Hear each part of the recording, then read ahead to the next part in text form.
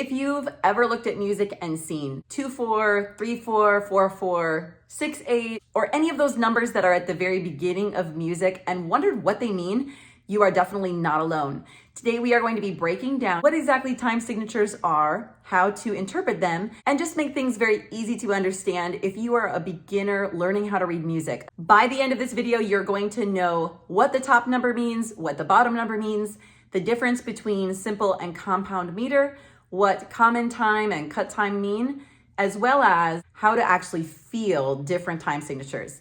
So let's dive right in. So first of all, let's talk about what is a time signature. A time signature is made up of two numbers, a top number and a bottom number. It looks like a fraction. So for example, you might see 2/4, or you may see 4/4, or you may see 6/8. It tells us two things. It tells us how many beats are in a measure, and it also tells us what type of note gets one beat. But first of all, let's talk about, very simply, what even is a measure in music?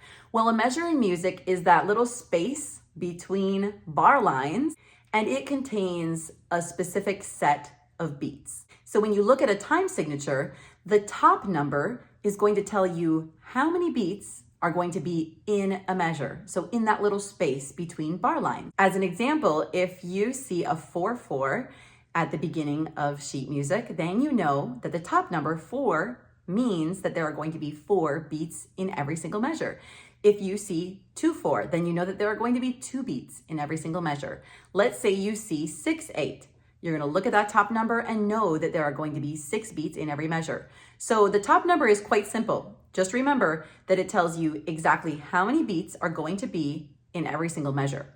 Now let's talk about the bottom number. The bottom number tells you what type of note is going to receive 1 beat. And each number that can be on the bottom represents a specific type of note.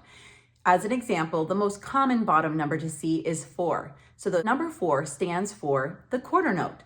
So sometimes it's helpful to actually imagine the quarter note symbol at the bottom of that time signature to remember that that quarter note will get 1 beat. If you see an 8 on the bottom, the 8 stands for an eighth note. And in that case, it would mean that the eighth note gets 1 beat. If you see a 16 on the bottom, that would mean that the 16th note will get 1 beat. If you see a 2 on the bottom, that would mean that a half note receives 1 beat. Now, it's a little bit more uncommon, but if you see 32 on the bottom, that would mean that a 32nd note gets 1 beat. It's important to understand that the bottom number does not change how many beats are in a measure. It just changes what type of note receives 1 beat. And so if you see 4/4, that would mean 4 beats are in a measure and the quarter note receives 1 beat. Let's say you see 9/8. 9 tells you that there are going to be 9 beats in a measure, and the bottom number 8 tells you that the eighth note, in this case, is going to be counted as 1 beat. So let's dive into a little bit more specifics about each type of time signature based on what number's on the bottom. So first, we're going to look at the time signatures that have 4 on the bottom. These are the most common that you're going to see, and especially if you're studying classical music, you're going to see these time signatures all the time. First of all, 4/4 time. So this means that there are going to be 4 beats in every measure, and the bottom number 4 tells you that the quarter note will receive 1 beat. The way that you will count this is 1, 2, 3, 4. 1, 2, 3, 4. If you see 3/4, the top number 3 tells you that there are going to be 3 beats in every single measure, and the bottom number 4 tells you again the quarter note will receive 1 beat. This one would be counted like this: 1, 2, 3, 1, 2, 3. 1, 2, 3, 1, 2, 3. If you see 2/4, this means top number 2, there are going to be 2 beats in every single measure. Bottom number 4 means that the quarter note will receive 1 beat. This would be counted like this: 1, 2, 1, 2. Now let's move on to time signatures that have an 8 on the bottom. So let's start with 3/8. If you see 3/8, 3 on the top means that there are 3 beats in every measure. 8 on the bottom tells you an eighth note receives 1 beat. Usually you'll count this like 1, 2, 3, 1, 2, 3. It is similar to 3/4, but there's a little difference. Usually 3/8 is going to feel a little bit quicker, a little bit lighter than 3/4 time. The next one we'll look at is 6/8. 6/8 means there are 6 beats in every measure, and the 8 on the bottom tells you that the eighth note will receive 1 beat. So This can be counted like 1, 2, 3, 4, 5, 6, or more commonly, it's counted 1 and a 2 and a. Typically 6/8 breaks down into two groups of 3 where you feel that stronger pulse on 1 and 2. But sometimes 6/8 is broken down into 3 sets of 2, like 1 and 2 and 3 and 1 and 2 and 3 and. The difference between those two types of groupings are known as simple meter and compound meter. So just so that you have a basic understanding of what that means, we're going to now break down what simple meter is, what compound meter is, and how to tell the difference. Any time signature that there is can be specified as either a simple meter or as a compound meter. So in simple meter, every single beat can be broken down into twos. For example, in 4/4, you can say 1 and 2 and 3 and 4 and.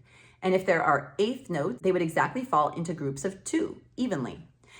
Now in a compound meter, it's a little different. Every single beat can be broken down into groups of 3. So like we talked about with 6/8, often it is compound meter where each beat is grouped into sets of 3, like 1 and a, 2 and a. So a helpful shortcut to know very quickly if you're looking at a simple or a compound meter is if you see a 6, a 9, or a 12 as the top number, pretty much for sure you're working with a compound meter that can be broken down into groups of 3. Now let's break down other time signatures that have different numbers on the bottom. So another very common one to see is 2 on the bottom. For example, 2/2.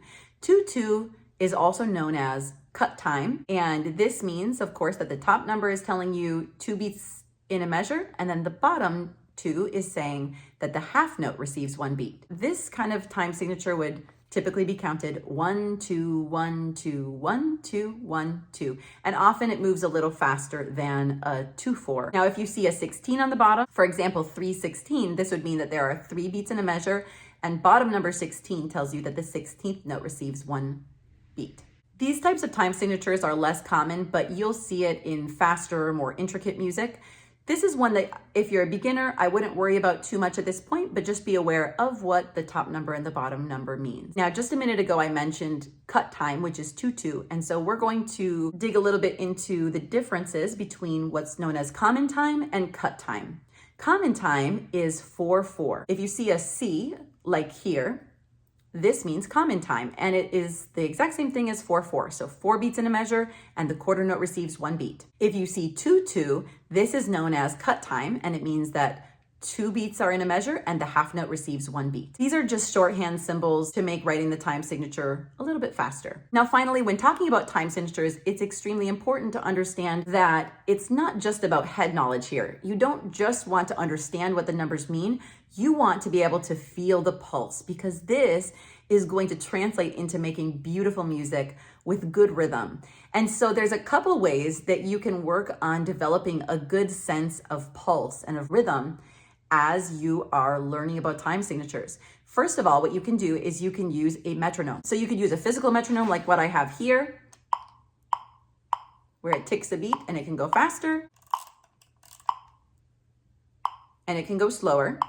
And there are also electronic metronomes. So if you have a keyboard, you may have a metronome already built into your keyboard, or you can use an app on your phone or on your iPad. You can choose a beat on your metronome, and it always ticks at a consistent beat, whatever it is that you choose. And then practice clapping with the beat, or tapping on your lap with the beat, or even better, walking to the beat. And sometimes you'll be surprised at how difficult this can be at first, because what you're doing is you're training your body to actually feel the pulse and move to the pulse, staying extremely, extremely steady. Now, once you have mastered tapping along with one beat, what you can do to make it a little more challenging is try to do 2 taps or 2 claps per tick, or 2 steps per tick. And this can get really fun and a little crazy too. So as an example, I'll show snapping to the beat. 1, 1, 1, 1, 1, and 1, and 1, and 1, and 1, and 1, and 1, and 1. There are a lot of fun ways you can continue to do this and mess around with it, make it more fun, make it more interesting. You could have one hand tapping the one beat, and then you could add the other hand tapping 2 beats per tick to make it even more challenging. The more that you do it, the better you'll find that you get at really feeling the rhythm. And this will also carry over into how you play your instrument as well. Final tip that I have is when you're actually working on a piece of music, a great way to first practice is to tap out the rhythms. If you're playing the piano, you have 2 hands usually that are playing. And so in that case, you would want to tap on a flat surface or on your lap. You'd tap your left hand for the left hand parts and you'd tap your right hand for the right hand parts. And you want to try to tap with a steady beat. If you have an instrument that just has a single line, then you can just clap your hands along. You could do this some with a metronome and then some without a metronome, just counting aloud. And of course, the more that you do this, the more comfortable you will become with really being able to not only just understand how time signature works, but be able to carry that understanding over into how you play with very strong and steady rhythm. So super quick review of the top things we've talked about in today's video. First of all, the top number of a time signature tells you how many beats are in a measure. Bottom number of a time signature tells you what type of note receives 1 beat. A measure is that space that's between bar lines in music, and each measure receives a specific number of beats. And then finally, simple meter can be broken down into groups of 2, and compound meter can be broken down into groups of 3. Once you understand and can feel these basics of rhythm, you are going to be way ahead of most beginners who are learning music. So keep on practicing and you will find so much progress and reward in studying these things. I hope you enjoyed today's video, and if it was helpful for you, please go ahead and like this video and subscribe down below for much more content coming on how to learn your instrument well and how to go from beginner to advanced on your instrument. Happy practicing.